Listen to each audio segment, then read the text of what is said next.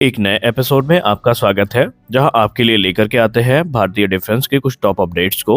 और आज के इस वीडियो की शुरुआत करेंगे पाकिस्तान को लेकर के आई एक बड़ी अपडेट से।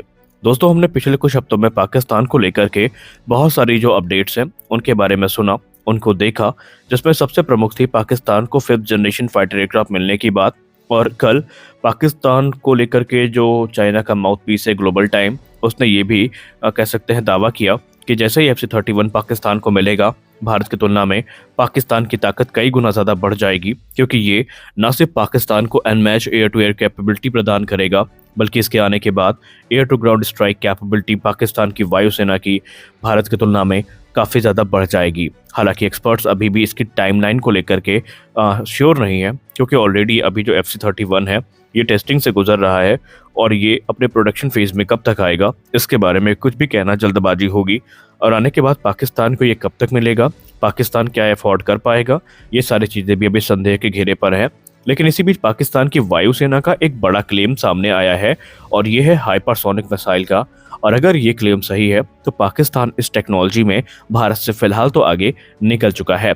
आइए पहले बात करते हैं इसकी सत्यता के बारे में। पाकिस्तान की वायुसेना का जो क्लेम है उसमें उन्होंने एक हाइपरसोनिक मिसाइल कैपेबिलिटी को प्राप्त करने की बात कही है, लेकिन इसके बाद कोई टिप्पणी नहीं करी गई। ये मिसाइल कौन सी है, इसकी क्या है स्पेशलिटीज़ हैं और कैसे ये पाकिस्तान की वायुसेना के फाइटर जेट में इंटीग्रेट करी जाएगी, ये अभी भी कह सकते हैं संदेह के घेरे पर है। और दुनिया भर के जो डिफेंस एनालिस्ट हैं ये इसे पाकिस्तानी वायुसेना का प्रोपेगेंडा करार दे रहे हैं, क्योंकि इस समय पाकिस्तान के पास ऐसी कोई टेक्नोलॉजी नहीं है जिसकी सहायता से वो हाइपरसोनिक मिसाइल का निर्माण कर सके। और अगर ये मिसाइल मिली होती तो इसके इंटीग्रेशन से लेकर के टेस्टिंग तक की जो खबरें हैं ये कहीं ना कहीं पाकिस्तान की मीडिया में तो सरफेस हो गई होती, क्योंकि वो छोटा से छोटा डेवलपमेंट करते हैं तो उसका ढिंढोरा ज़रूर पीटते हैं। लेकिन अभी तक पाकिस्तान की तरफ से ऐसा नहीं किया गया और ये जो साइलेंस है ये कहीं ना कहीं पाकिस्तान को संदेह के घेरे में ला करके खड़ी करती है। हालांकि ये सिर्फ हम नहीं कह रहे हैं, ये दुनिया भर के जो डिफेंस एनालिस्ट हैं उनका ये कहना है। हालांकि कुछ एनालिस्ट ये भी मानते हैं कि हो सकता है चीन अपने जो एडवांस वेपन सिस्टम हो ये पाकिस्तान को सप्लाई कर रहा हो, जिसका इस्तेमाल पाकिस्तान आगे चल के भारत के खिलाफ कर सके। लेकिन ये डाउट भी अभी कह सकते हैं कि बना हुआ है, इस क्लेम का कोई प्रमाण नहीं है। अब पाकिस्तान के छोड़ के अगर हम चाइना के हाइपरसोनिक मिसाइल प्रोग्राम की बात करें तो उनके पास निस्संदेह काफ़ी हाइपरसोनिक मिसाइल्स हैं।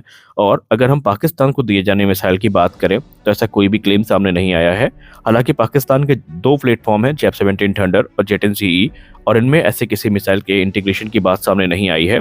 हाँ, एक संदेह जरूर है कि CM-400 AKG जो मिसाइल है, जो कि एक चाइनीज सुपरसोनिक एंटीशिप मिसाइल है, यही पाकिस्तान के इन एयरक्राफ्ट में इंटीग्रेट करी जा सकती है। हालांकि इसके स्पीड की बात करें तो ये मार्क 3.5 से लेकर के 4 की है, जो कि ट्रू हाइपरसोनिक थ्रेशोल्ड को पूरा करने में सक्षम नहीं है, जो कि मार्क 5 या उससे एबव का होता है।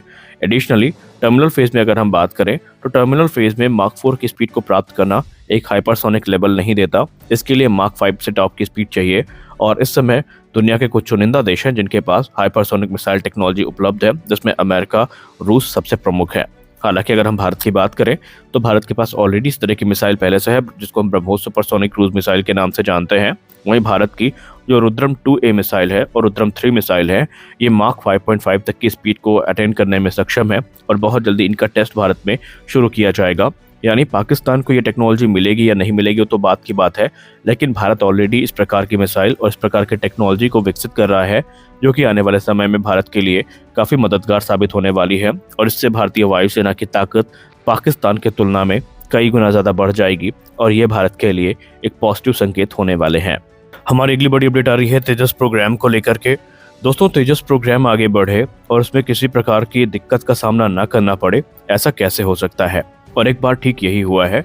आपको बता दें, भारतीय वायुसेना का प्लान ये था कि लाइट कॉम्बैट एयरक्राफ्ट तेजस का जो मार्क 1A वेरिएंट है, इनके प्रोडक्शन रेट को बढ़ाया जाएगा ताकि भारतीय वायुसेना की जो क्षमता है इसको इन्हेंस किया जा सके।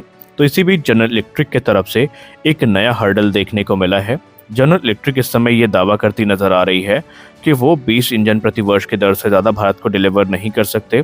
इसके पीछे का कारण ये है कि जनरल इलेक्ट्रिक की जो प्रोडक्शन लाइन है ये बुरी तरीके से प्रभावित हुई है। इसके चलते जो पार्ट्स और कंपोनेंट्स की सप्लाई है ये भी प्रभावित हुई है और इस समय वो 20 इंजन प्रति वर्ष की दर तक हिंदुस्तान एरोनॉटिक्स लिमिटेड को डिलीवर करने में योग्य हैं। इसका सीधा मतलब ये है कि अगर हिंदुस्तान एरोनॉटिक्स लिमिटेड ये चाहती भी है कि वो लाइट कॉम्बैट एयरक्राफ्ट तेजस के प्रोडक्शन को इन्हेंस करे, तो अभी उनके लिए ये पॉसिबल नहीं है और ये दिक्कतें आने वाले वर्ष में ये अनुमान है कि शायद बढ़ भी सकती है। आपको बता दें कि लाइट कॉम्बैट एयरक्राफ्ट तेजस का जो ऑर्डर था 2021 में 83 जेट्स का था और अभी हाल ही में 2023 में एडिशनल 97 जेट्स का ऑर्डर प्लेस किया गया है।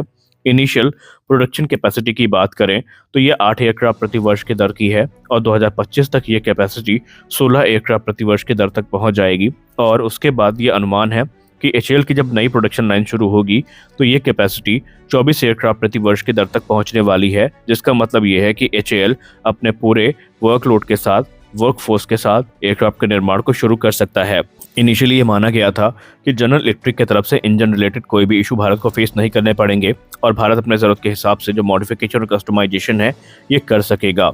लेकिन अब दिक्कत ये है कि जनरल इलेक्ट्रिक की तरफ से जब ऑर्डर्स मिलने बंद हो गए F404 के तो सप्लाई चेन है इसको रोक दी गई इस सोच के साथ कि जब कभी ज़रूरत पड़ेगी तो फिर से उसको पुनः स्थापित करेंगे। लेकिन यहाँ पे चीज़ें उल्टी तब हो गई जब सप्लाई चेन में बहुत सारी कंपनियां ऐसी थी छोटी छोटी जो एक अहम हिस्सा थी, लेकिन जब उन्हें ऑर्डर मिलना बंद हुआ तो उन्होंने कार्य को बंद कर दिया और दोबारा जब जनरल इलेक्ट्रिक उनके पास पहुंची तो उन्होंने इस चीज़ से मना कर दिया कि दोबारा वो पार्ट का निर्माण नहीं करेंगे। लेकिन किसी तरह मनाने पर जो सप्लाई चेन है वो वापस से शुरू होती है और जो पार्ट्स की सप्लाई है ये जनरल इलेक्ट्रिक को होना शुरू होती है। और अभी हाल ही में आपने सुना होगा जनरल इलेक्ट्रिक के जो प्रेसिडेंट हैं उन्होंने खुद ये कंफर्म किया है कि जो F404 इंजन है ये 1 वर्ष के डिले में भारत को डिलीवर किए जाने शुरू कर दिए गए हैं और 20 इंजन प्रति वर्ष की दर से जनरल इलेक्ट्रिक भारत को डिलीवर करेगा, जिससे लाइट कॉम्बैट एयरक्राफ्ट तेजस प्रोग्राम प्रभावित ना हो। आपको बता दें कि भारत इस समय काफ़ी परेशान है इस प्रोग्राम को लेकर के, क्योंकि भारत का टारगेट ये है कि जल्द से जल्द तेजस का जो ऑर्डर है इसको पूरा करके तेजस मार्क 2 पे फोकस किया जाए। और इसके लिए अब रिपोर्ट्स ये दावा करती हैं कि भारत का एक डेलीगेशन बहुत जल्दी जनरल इलेक्ट्रिक के साथ संपर्क करेगा और प्रोडक्शन बढ़ाने की बात करेगा, क्योंकि भारत इस समय वेट करने की स्थिति में बिल्कुल भी नहीं है। लाइट कॉम्बैट एयरक्राफ्ट तेजस भारत के लिए बहुत इंपॉर्टेंट है और इनके प्रोडक्शन को बढ़ाने के लिए भारत इस समय जनरल इलेक्ट्रिक के साथ अहम मुद्दों पर बात करेगा, जहां पर प्रोडक्शन बढ़ाना सबसे इंपॉर्टेंट होगा। इसके अलावा आपको बता दें एक समय ऐसा भी था जब जनरल इलेक्ट्रिक ये कहती थी कि भारत में इन एयरक्राफ्ट का जो इन इंजन का जो लोकल मैन्युफैक्चरिंग है इसको शुरू करी जा सकती है। लेकिन उस समय भारत ने इस प्रोग्राम को लेकर के कोई रुचि नहीं दिखाई थी और भारत ने कहा था कि इंजन निर्माण तो होगा लेकिन वो इंजन जो भारत में बनाए जाएंगे वो F404 नहीं बल्कि F414 होंगे। यहाँ पर भारत की एक दूरदर्शिता थी जहाँ पर भारत ने इस सोच के साथ इस प्रोग्राम को आगे बढ़ाया था कि AMCA तेजस और TDF प्रोग्राम में आगे चल के कोई दिक्कतें पैदा ना हो। लेकिन उनमें तो दिक्कतों का पता नहीं, लेकिन तेजस प्रोग्राम में दिक्कतें ज़रूर हमें देखने को मिल चुकी हैं।